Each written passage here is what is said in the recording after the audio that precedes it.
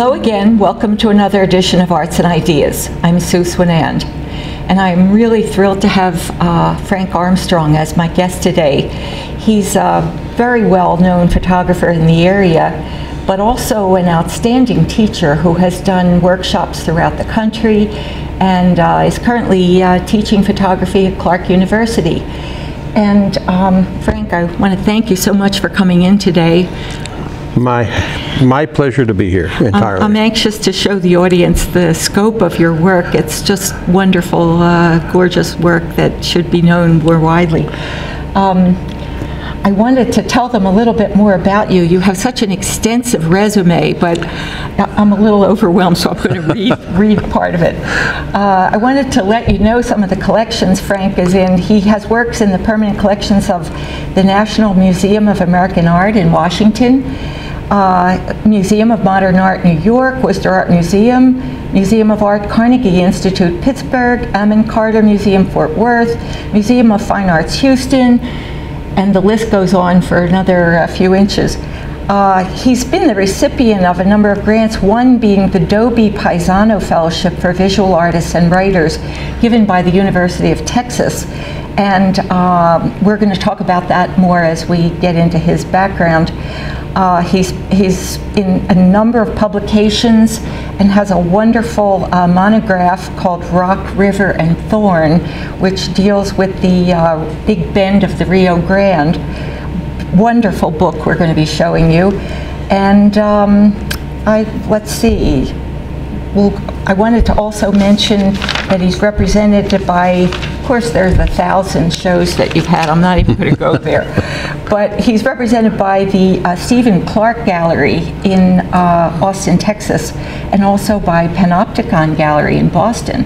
So we'll tell you more about his show coming up there at the end of this, through May and July, a little bit of July, but we'll get to that later.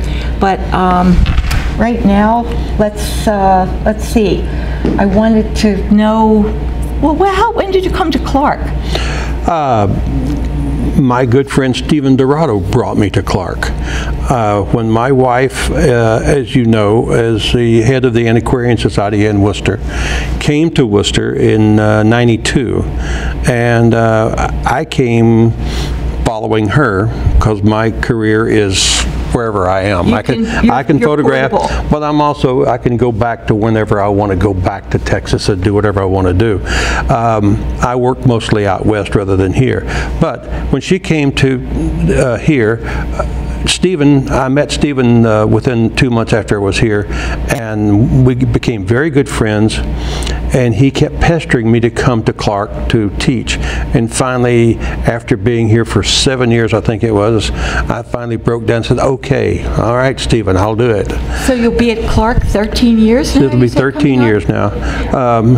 So, you know, it started out with one course every year, so a fall semester, and then it became the fall and spring semester one course. And then digital came along, and somebody had to do that, and I was the only one available, so then it became 2 courses every semester. You taught the first digital at Clark, I taught the first digital.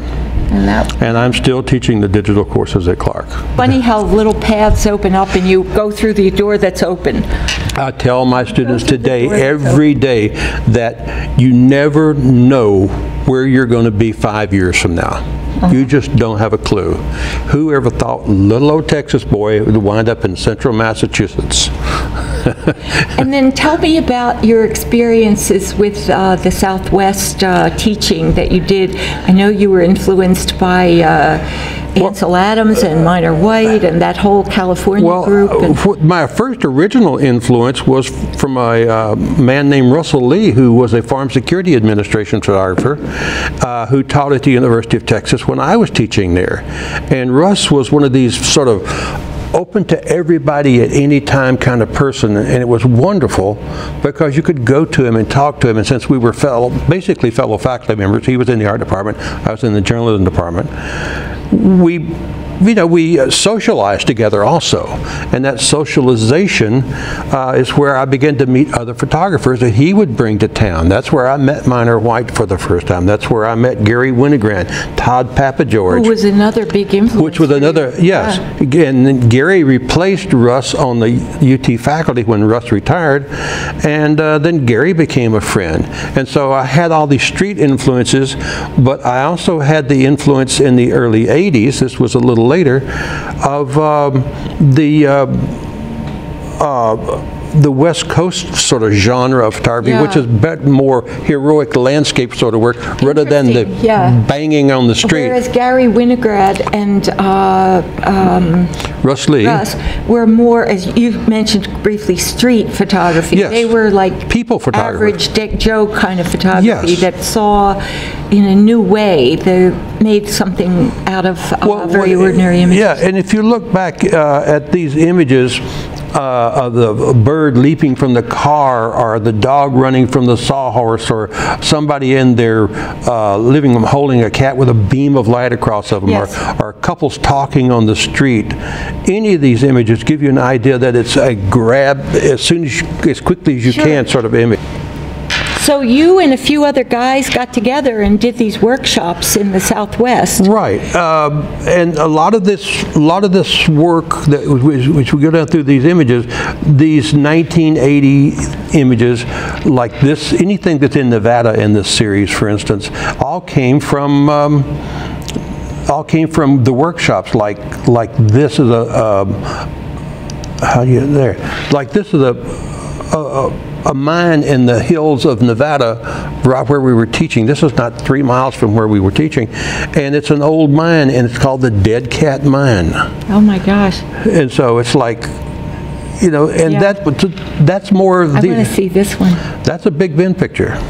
Oh, that is so, oh my God. That's called Ernst Tanaha, and it is literally, Tanaha is an earthen bowl of water, and if you know what a pothole is in a stream, where a rock gets in and makes a big hole because it wallows around, this is a giant one. This thing is 20 feet across. It's almost like you could just see the earth forming itself.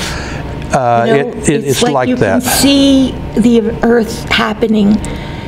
Unbelievable forces visible there in physical form. It's a wonderful place to walk through, because now I've photographed in black and white mostly, but you have to understand these are banded sandstones, and they are blacks and golds and ochres and yellows and purples and violets of these different bands of color. Look at how gorgeous the plane and pattern and dark and light. The formal composition is just unbelievably stunning. I'll tell you, this image, it made in the mid 80s. This is owned by the Museum of Modern Art. That's one of the images they own, and it's nothing but a western landscape in Wyoming, in the Willamette Valley. Is it called the Willamette Valley? No, that's in Oregon. It's one of the valleys leading up into Jackson Hole. And so. May I open this? Oh, you can open anything. This is Ernst Canyon in Big Bend. I closed the book with this image, by the way. This canyon that's the Rio Grande River. And you'll notice I say Rio Grande because we went through a big thing in Texas about 25 years ago where, hey, pronounce the words correctly. The way they were written. They were the way written. They were spoken. Yeah. Well, like, you don't have to say river then, though, because Rio, so you just say the Rio Grande. But for instance, the main street that runs, which is called the Drag outside the University of Texas, most people call it Guadalupe, but it's pronounced Guadalupe. Guadalupe. And so I've gotten into this thing, so I say, no, it's the Rio Grande. Yes. But the distance between the walls here is no more than 50 yards, and you're 1,500 feet with rock 1,500 feet above you. It must be so awesome to be in that space. I mean, to feel the power and the awesome magnitude of to just to be able to shout in there and hear the echoes bounce at you for 3 minutes. Yeah. It's amazing. I see some crows flying through there, squawking at each other, and all the. This is a subtle one, but I want to show it because of the title of Thorn. This is a you know, the title of the book being Rock, River, and Thorn. I think that says a lot. Well, the reason I've titled the book Rock, River, and Thorn is very simple. Rock, River, and Thorn, because the place is nothing but rocks. I mean, it's just bare ground sometimes with just pebbles everywhere, with no sand or anything else. It's just rocks. And how many billions upon billions upon billions, to use what's his name's phrase, rocks there are in Big Bend, who knows? But it's rock. And everything that grows in the Big Bend country has a thorn on it. Everything. That's an acacia bush growing out of a crack of a rock. In that same Ernst Canyon we looked at before. And of course the river defines the park because it's that first tip of Texas being the Big Bend of the Rio Grande. And so that's why I titled the book Rock, River, and Thorn, because that's what the place is all about. If you grab hold of a plant, you're going to get stuck. And the river forms the place. And yes, the river forms the place. And your vision forms the place, and the place forms your vision.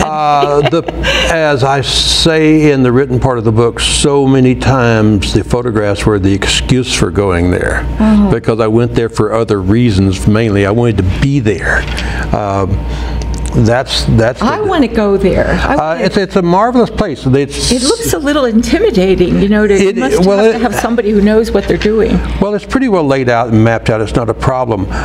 You mean for well, yeah, for anybody. But Big Bend is a place you go because you need to go there. It's not near anything. It's not near a major highway. The first you go there for itself. You go there to go to Big Bend because you don't stop there on the way by somewhere else, like most of our national parks are. Is this around Big Bend also? No, that's in White Sands, New Mexico. This is Mexico. This is Texas. This one is the Rio Grande again, right? And this is a black and white sunset picture. So that's the Rio Grande River running through. And like I say, this is Mexico, this is Texas. Wow. And it's a place called High Hill where you can overlook this huge space. I'm trying to squeeze in more pictures because, let's see, what else shall we do here? You choose. Well, this is a White Sands image. White Sands. Oh my God. And the sands flow. And by the way, it's not sand. Fluid. It's not sand. It's pure gypsum salts. And it's wet underneath the surface. If you scrape back a foot, it's wet. No kidding. And really? Yes. And even on the hottest day, I've been there when it's 105, standing on top of one of those dunes in the sun, and you step off, and you step off into the shadow of those dunes, and it's 20 degrees cooler because so much of the heat is reflected by their pure. It's wet? A few inches down into the sand? Yes. It's not sand, it's gypsum. Is that because it's gypsum? What Yes. about in regular sand? No, that wouldn't be true. Okay. Oh, but wow. that's really why this place is different. That's really interesting. So, you know, this is just one. So this is one folder that you did in the 80s, right? Well, there's 80s, there's everything here from 2010 back to 2000 in one of these folders. Like this is another place I love. Oh, wow. That is nothing but volcanic rock that has been washed by sand and water. So what's that circle? It's where a pool of water was and where it's dried and rings. Oh my goodness. So this is dirt that's been filled with water and the water is gone. No, it's not dirt. It's rock. It's dried lava. And this made a circle in the rock? Well, it was a pool. It's just like you would get a stain from water. I see.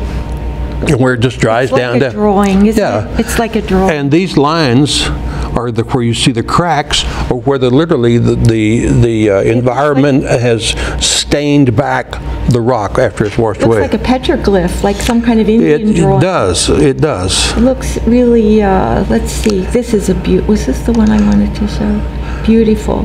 This is in. Place called Seton, Texas, and it's an SPJST hall. And if you say, what is that? I cannot tell you, but it is a Czech social gathering place. The Czechs helped settle Central Texas. There were a lot of different immigrant groups in Texas I was unfamiliar with, but German, especially German settlements. Czech, Polish, Swedish, Yes. Danish, Serbians, Yeah. Serbs as a matter, and Hispanic, Texicans out of Tennessee. And that hall is Seton Hall. It's just west of Waco. I'm sorry, we should probably go to another one because I want to make sure we cover more of the series. Let's show the book a little bit. Okay. I want to make sure we get to that. This is the monograph I was telling you about called Rock River and Thorn. That's just stunning. Yeah, told it down so Good point. I'm always being told that. But it's a beautiful book. Is this available? Only through me. Only through you. And your website would be one way they could get it, yes, I guess? Yes, they can. They can contact frankarmstrong.net. It's just gorgeous. And let's see some of the images from that book. I know. Now, this is when you were teaching at the Big Bend. Yes, a lot of this was made during the teaching of the Big Bend. This is one of my favorite images. Oh, wow. These are volcanic ash. Wow.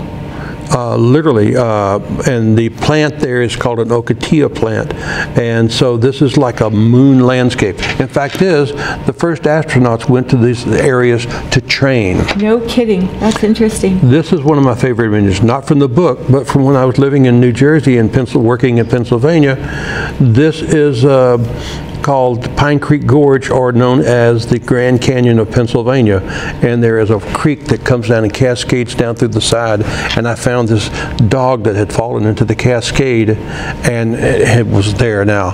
Is that That's a dead animal. Oh my goodness! And it has the wonderful crescent protection. Carcass right in the sweet spot there. Yes. It's a pretty amazing photograph for me. So you lived in Pennsylvania too? We lived in, we moved when we left Texas, we went to New Jersey. Yes. And Philadelphia, where she was director of the Rosenbach Museum and Library. I remember that was an outstanding place. And so she had that for 9 years, and then we came to Worcester for the Antiquarian Society. And you had a lot of shows around New Jersey, Stedman Art Gallery, yes. Art Alliance. And the Art Alliance I showed yet, yes. Right, those were all my haunts in the old days. Well, this is a New Jersey picture. That's Smithville, New Jersey. Oh, yeah. And it's an old dead factory, and I found a tree growing out of it. So now what the audience might be starting to see, show a couple more while I'm talking, what they might be starting to recognize is the way Frank kind of gets, at least this is my impression, a certain relationship of human beings in the landscape. Well, and in graffiti also. And as this image, this is in Grafton. So, and I found this man with his hands up like this, with all the graffiti around him. Somebody had stenciled him on there, and I thought this is the perfect expression of graffiti for me. But you know, human beings acting upon the land, and the land acting upon human artifacts as well. I expressed that in dead animals. A coyote. Dead couches, dead cars. Dead anything. And here, this is a big things that have had their day and have gone back. Let's see. Yes, very much so. Such as. I think this could be one that has had its day. It's a chapel in a cemetery that somebody has vandalized. It has had its day, and now it takes on a whole different meaning with the broken glass in front of it. Yeah, there's a kind of a nice poetry between the natural world and the human intervention into that world. And I think, oh my, look at this. Graffiti on a wall looking out across a landscape. This is Livingston House in Big Bend, and so you're looking back at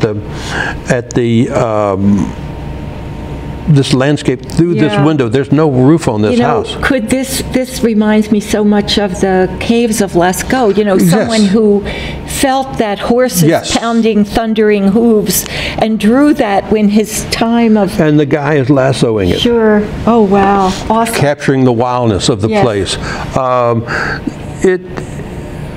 to me, to find abstract art in a situation to where nothing else exists. Yeah. It's on the side of an old building, and I love this shape in this window. Let's go to some, we have to move because we're not going to have time for everything. Show me those ones from the Holga series. The ones, that's the big format camera, right? Oh, yeah. What I did was, on my 8x10 camera, I put a lens that didn't cover the entire image, so you get dark corners like the Holga gets, yes. and the going out of focusness. Yes. And so this is out in front of the West Boylston High School, the main wall, and they had painted the little lion tracks because of the West Boylston lions, and somebody else had put tire tracks on it.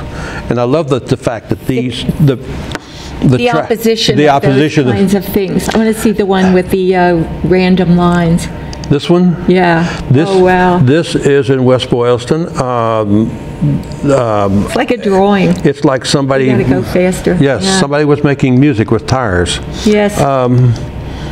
Show me the last one there. Why is it I can't open it? And you I don't know.